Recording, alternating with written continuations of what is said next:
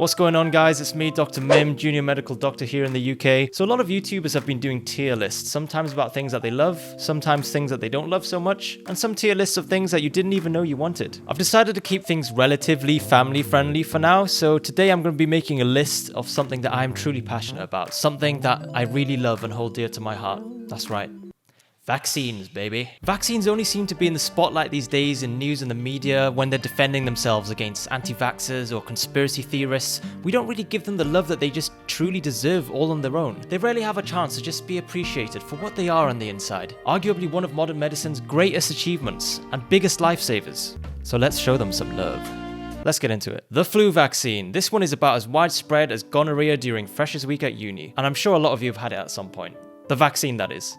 I hope. As healthcare workers, we get offered this vaccine every year to protect not just ourselves, but also our patients. Flu vaccines have been around in one form or another since about 1938, when they were used to vaccinate soldiers during World War II. I mean, vaccines helped to defeat Hitler. What more do they need to do to get our approval? These flu vaccines help to reduce the risk of flu illness by between 40 to 60%, and therefore help to control local epidemics every year. For example, in America in the season 2017 to 2018, the flu vaccine helped to prevent 6.2 million influenza illnesses. That's a lot of health. Not only has it saved lives, it's helped to prevent millions of people from having to take time off work because of sickness. It's protected pregnant ladies from becoming unwell. It's prevented elderly people from becoming sick and needing hospital treatment where they might pick up other infections. All in all, bam, A-class. Well earned. Next on our list, we've got the polio vaccine. So polio is a Greek word, which is short for poliomyelitis, which when translated from Greek means inflammation of the grey marrow. And that doesn't really make much sense, but it basically refers to inflammation of the spinal cord. Now, polio is actually a really horrific disease and one that could completely paralyze the patient to the point where they wouldn't even be able to breathe by themselves and eventually die as a result. This led to medics in the early 1900s having to come up with this contraption called the iron lung, which was a device that encapsulated the entire patient's body with just their head sticking out of a seal at the top,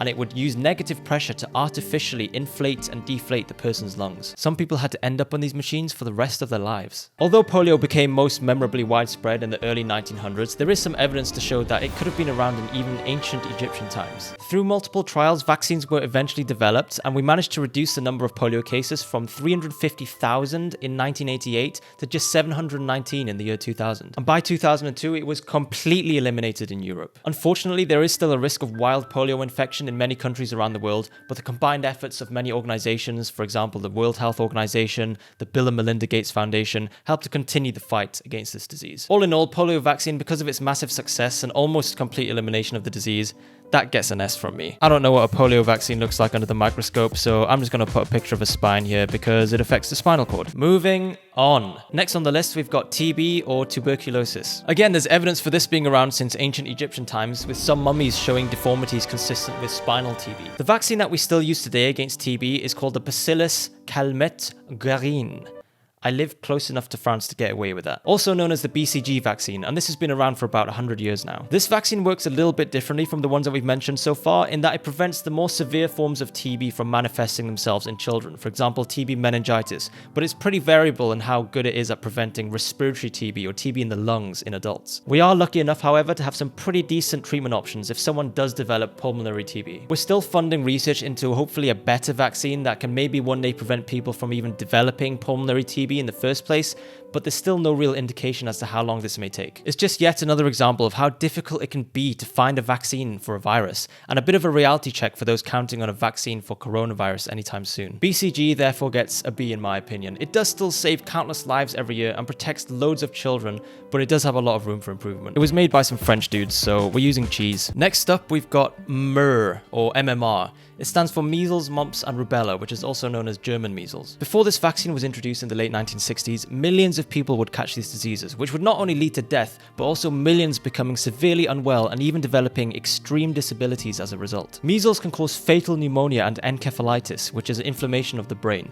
Mumps can cause deafness and meningitis. And prior to vaccination, pregnant women who caught rubella would often give birth to babies with severe abnormalities, including diabetes, deafness, eye problems, heart problems, learning difficulties, just to name a few. The MMR vaccine is a favorite amongst anti-vaxxers and people whose names begin with K because of the discredited and disproven study in 1998 by the now cancelled Andrew Wakefield, who initially proposed the idea that the MMR vaccine had a link with autism. It was found that Wakefield had engaged in serious misconduct in this study, and there were so many problems with the paper, one of which was that some of the subjects were recruited by a lawyer who was involved in a lawsuit against vaccine manufacturers. This, along with many other problems, led to most of the co-authors retracting their involvement with this supposed link between the vaccine and autism. As well as this, there have been multiple epidemiological studies since then that have proven that there is no link between autism and the vaccine. However, this did unfortunately lead to a reduction in the uptake of the vaccine at the time, but luckily things do seem to be getting better as more and more people decide to be better informed about these kind of things. This vaccine trifecta is actually pretty effective, and it protects about 99% of people from catching measles and rubella.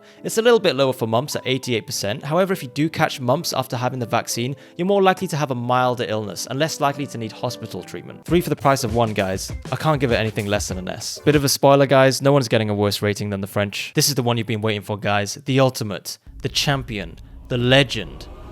Smallpox vaccine. My neighbors are going to be so confused right now.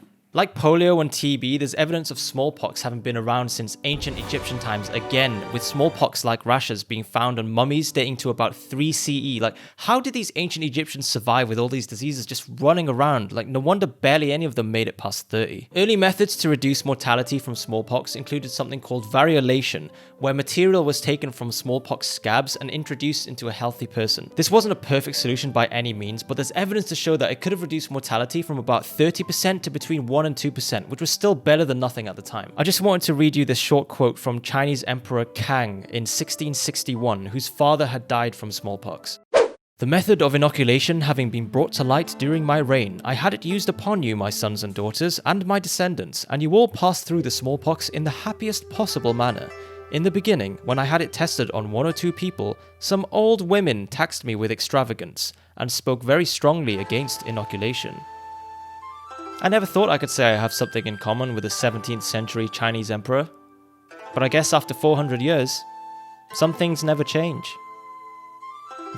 Vaccination eventually overtook variolation as a safer and more effective way of protecting against the disease, and finally, by May 8th, 1980, the entire world was declared completely free of smallpox. Prior to this, in the 20th century alone, about 300 million people had died from the disease. S isn't even good enough for this one. This is in a league of its own, and it's the only one that I'm going to award an S+ rank to. Again, I've never had smallpox, so I don't really know what it looks like, so I'm just going to plonk this dude here. Bottom line, guys, vaccines are an amazing feat of human intelligence and discovery, and immunizations cumulatively save between 2 to 3 million lives per year. But it's not just about preventing deaths. We've seen in recent months what can happen when there's a risk of hospitals becoming completely overwhelmed and when entire economies have to be shut down because of an uncontrollable virus. If we didn't have vaccines against other diseases, the number of people requiring hospital treatment for these completely preventable illnesses would skyrocket. The world has taken such a huge hit from just one virus. We should be grateful for vaccinations that allow us to continue living our normal day-to-day lives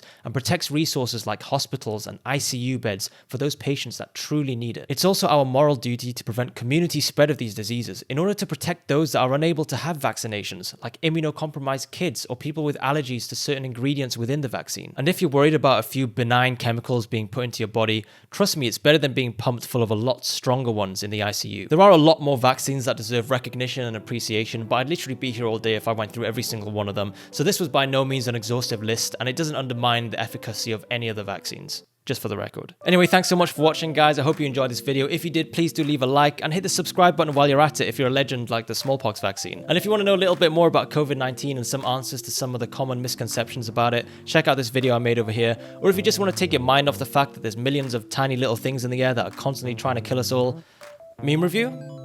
Anyway, guys, stay healthy, take care, peace.